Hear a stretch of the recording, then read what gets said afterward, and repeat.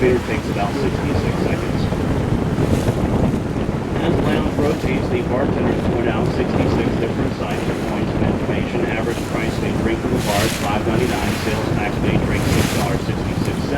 Average age of the line from the bar. The bar has been closed for 4 years, but when the bar was open, the average age inside was 66.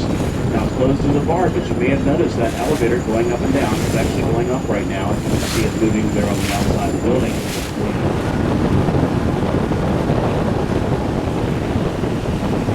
And obviously, this Mother's Day is worth it too, or Valentine's Day, or perhaps the anniversary, so you get the idea. By the way, Mother's Day is solid 2 years in advance. I mean, it is absolutely the busiest day at that pier top for Sunday brunch. And like I said, you call them up and, yeah, I'm sorry, we're booked all the way to 2013. So,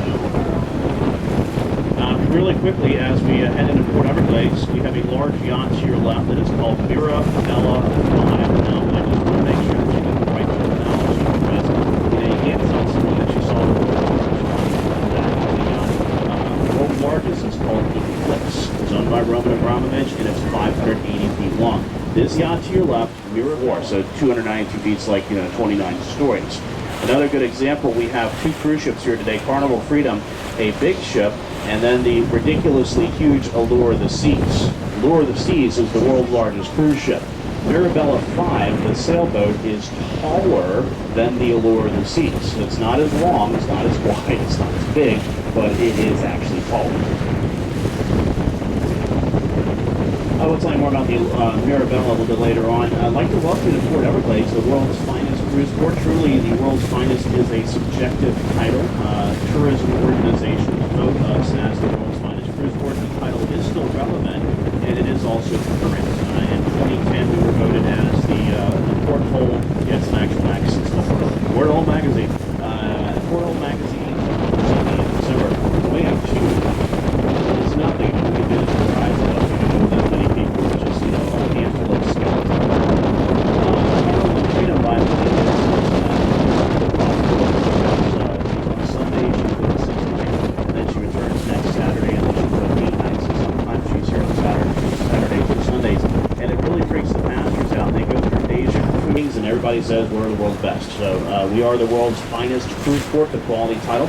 We're also the world's busiest, but only in the wintertime. Summertime, it's pretty slow here. Let me just illustrate for you really quickly why we are always considered to be the best cruise port. It's ease in getting from the airport to the cruise port. Now watch this. Cruise, when they get back, they're ready to go back home. They don't want to hear, oh, it's going to be a 2-hour cab ride to the airport.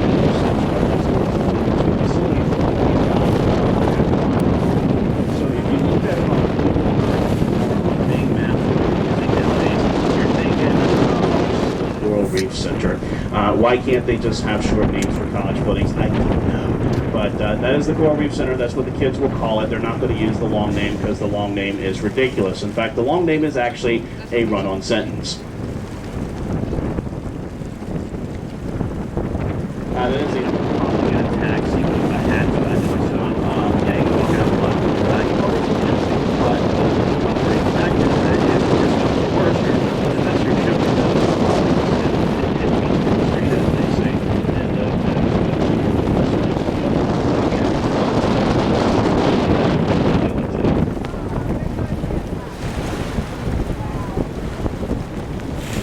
We're also, again, like I said, world's busiest cruise port. Some of the numbers include 57 cruise ships that launch between October and April. That's not 57 ship calls. That's 57 ships actually home ported here. They're stationed here in the wintertime. They carry 4 million people on. So hooked on Starbucks that they actually had to book a ship to get people to go on the cruise. So there's a Starbucks. Someone told me what this was a couple of years ago. Okay, a parachute attached to little tiny beach chair with a backpack that is similar to the motor that you use for a leaf blower. So it's a leaf blower motor with that propeller attached to the cage. And here's the report.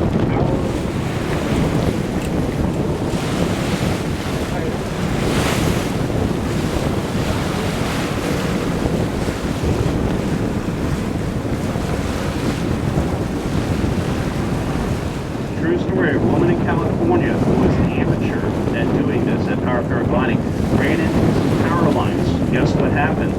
the wires that are attached. Why? Because no matter what you do, you're already attached to the parachute. And it's already open. Because there's no point here when you're ready to parachute. So when the parachute is already filled with air, you know it's operational, you know it's working. Let's say, hypothetically speaking, gas.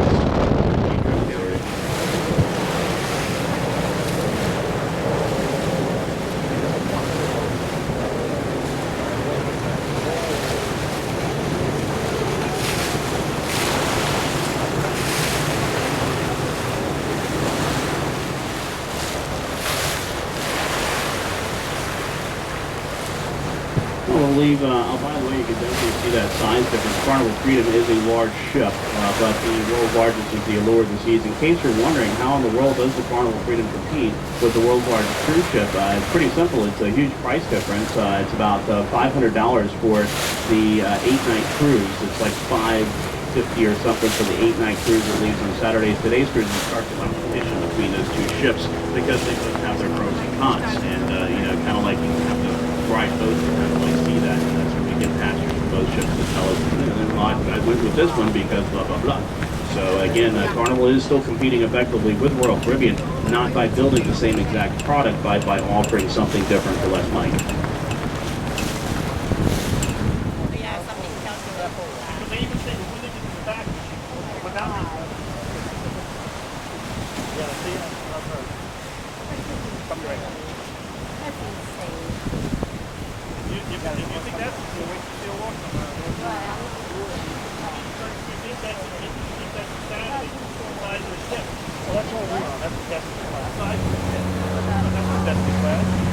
That's bigger. Is that bigger?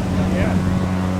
Yeah. You got Freedom, you got Liberty, you got Independence.